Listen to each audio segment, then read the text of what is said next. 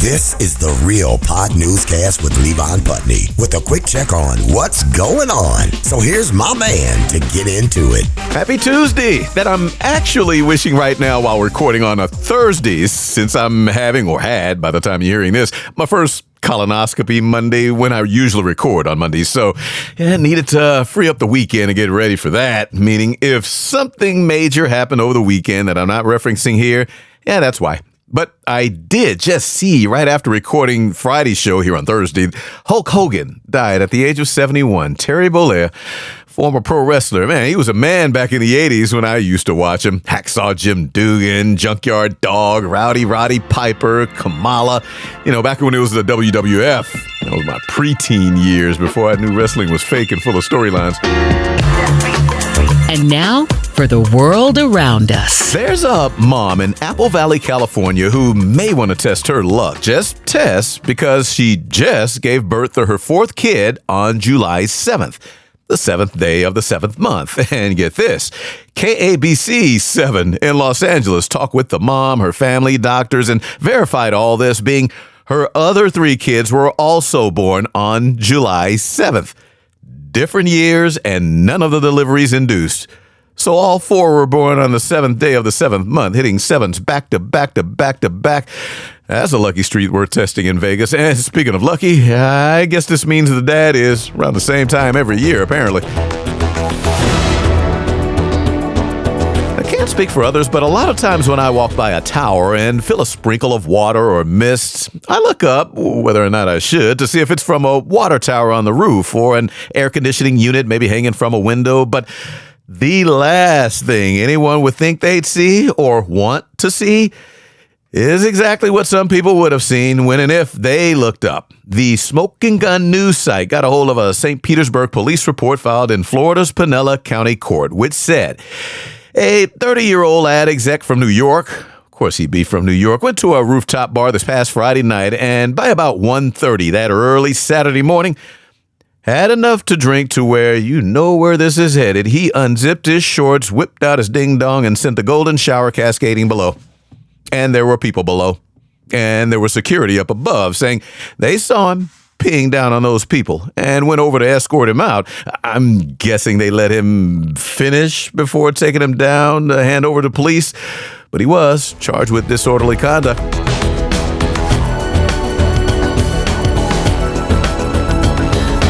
We will stick around this crazy sunshine state because around 8:30 last Friday morning, north of St. Petersburg, 911 dispatchers started getting calls from drivers, plural, on the Suncoast Parkway because some guy was driving his nice big red lawnmower down the highway.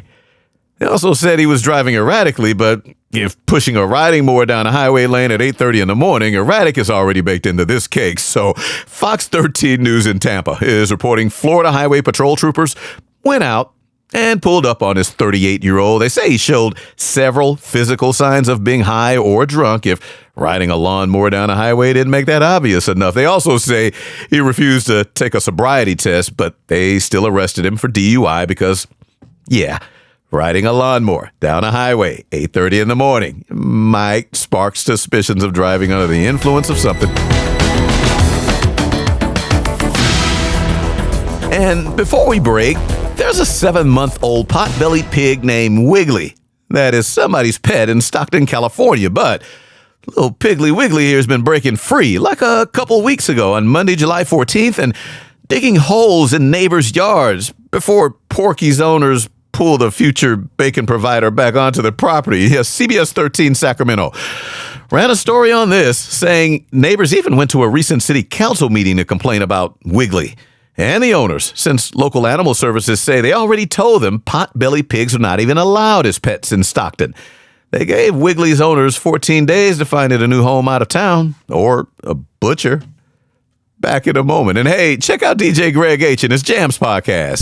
Blazing the best hip-hop, R&B, reggae, soca. You can get the Jams podcast mix on Amazon Music, Audible, iHeart, Apple Podcasts, and Deezer. Download the podcast for free. It's Jams Hour Mix with Greg H. And now for a moment of calmness. Mosquito bites, an itching rash from the plant you thought was a fern. Snake, a grass snake, but a snake. Pollen, which Charlie Murphy reminded us is only a plant's form of sperm. Thank you for this moment of calmness. Yeah, thanks for this rash. Brought to you by Your mama. ASMR, alluring sounds modulating randiness. I got plant sperm up my nose. There's your randiness.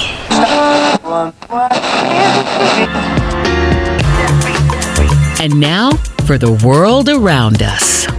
Yeah, starting this past Sunday, the 20th, people in Toronto who skip out on paying bus and train fares will have to watch out for poo. Yeah, poo, as in poo-poo. Fare inspectors officially had their titles changed to Provincial Offences Officers. POO being the acronym. Toronto really did that to their fare inspectors, gave them gray shirts and vests with the new title on them, so now bus and train riders will know when poo inspectors are coming. I mean, at least their gray uniforms are not brown. Now, CTV News is reporting Toronto Transit Commission members were well aware of the acronym before going with it. And the TTC put out a statement saying, "We were kids once too, and the acronym was thought through."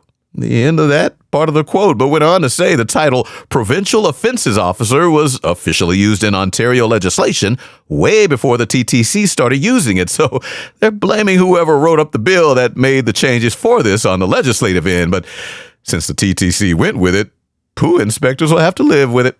And all the puns and jokes.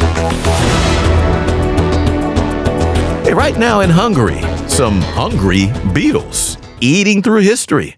Restoration workers are busy and carefully pulling hundreds of thousands of books from shelves inside Hungary's oldest library.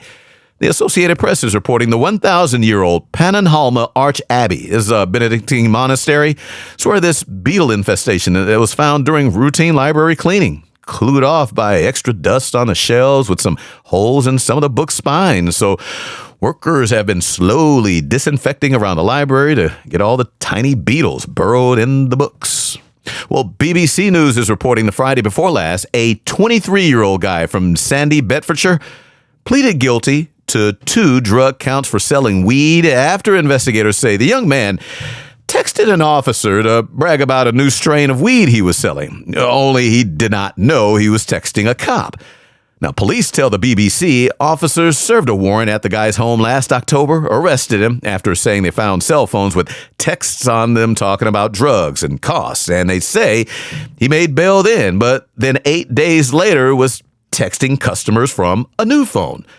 Only cops say somehow one of the customers was not a buyer, but actually one of the officers who served that initial warrant. So if this happened the way it was explained, that officer's work number somehow ended up in the dealer's new phone. Side effects include munchies, laziness, and inability to make it off the couch. Ask your doctor about Similac. It's just cannabis spelled backwards. Get your new driving buddy today. And don't let the door hit you where the Lord split you. Come on, bum. I have to recharge. Strobots are sold absolutely nowhere. Little girl ain't ugly. She just don't look like nobody else. I got high one night and walked a woman to a man's front door. You ain't seen nothing, buddy, till you look down the barrel of a 44. That's why I want my own big fat woman with meat shaking on her bones, yeah. And that's it for another Real Pod newscast. Appreciate you all listening and hopefully having a great start to the week while I've hopefully recovered from Monday's colonoscopy. The joys of being in my 50s. Hey, have a good rest of the week, everybody. Back on Friday with the show recorded at the regular time. This has been the Real Pod Newscast with Levon Putney from Show Enough Productions. And for more, hit up the website, realpodnewscast.com. That's real with 2 E's. This is Big Daddy Marty Allen. Thanks for listening. Phoebe and Friends with her smelly cat. Actor Lisa Kudrow, 62. Oh, man, I can't say that. Show enough.